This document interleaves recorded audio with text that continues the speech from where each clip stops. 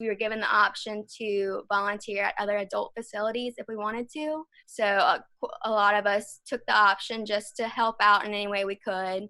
And so since then, I've been working at adult facilities just in the network. And it's been an incredible learning opportunity. So anybody that needs help, I try to just help them as much as I can. Everybody's kind of just been overwhelmed by this pandemic for sure. I knew coming into this I'd be exposed at some point, and we were given these beautiful respirator masks that were just like the holy grail.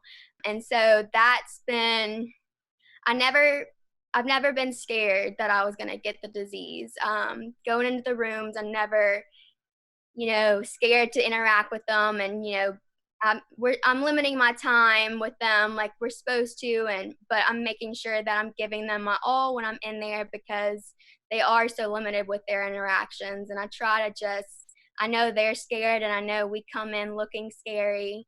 And I just try to do my best with what I can. And I'll go in to check somebody's vitals, and I'm like, tell me about your grandkids, tell me about this, tell me about that.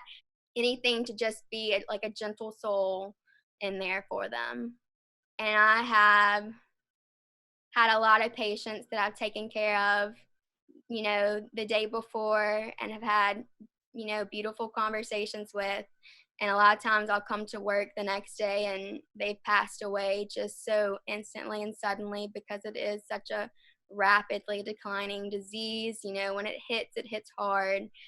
And that's not something I'm used to experiencing. Watching this disease process take somebody so quickly in a matter of, one shift, full 12 hours I'm gone to come back. And I get so attached to people and the patients I take care of. So that's definitely been something I've had to overcome and not let affect me. And yeah, I would say that's been my biggest difficulty throughout this process.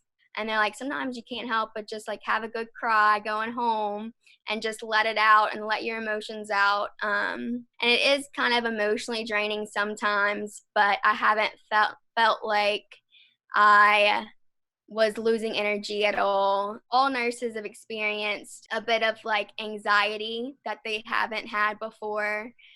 I'll come home and I'll feel like something sitting on my chest, and like I just like I sometimes I feel like I'm short of breath, which is not that. I'm like, oh gosh, now I have corona.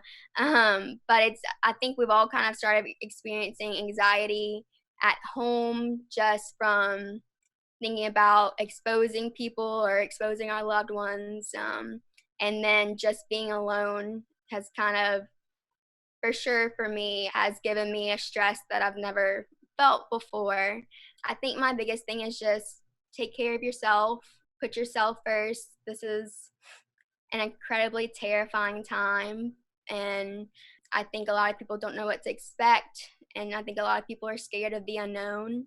And we don't know when this is going to end or when things are going to get better, but just to take this time to practice self-care, make sure you're doing things for yourself, make time for your family and friends, and don't let this affect your whole life, affect your year in a negative way. I always tell people just let your light shine and keep that positive outlook as best as you can.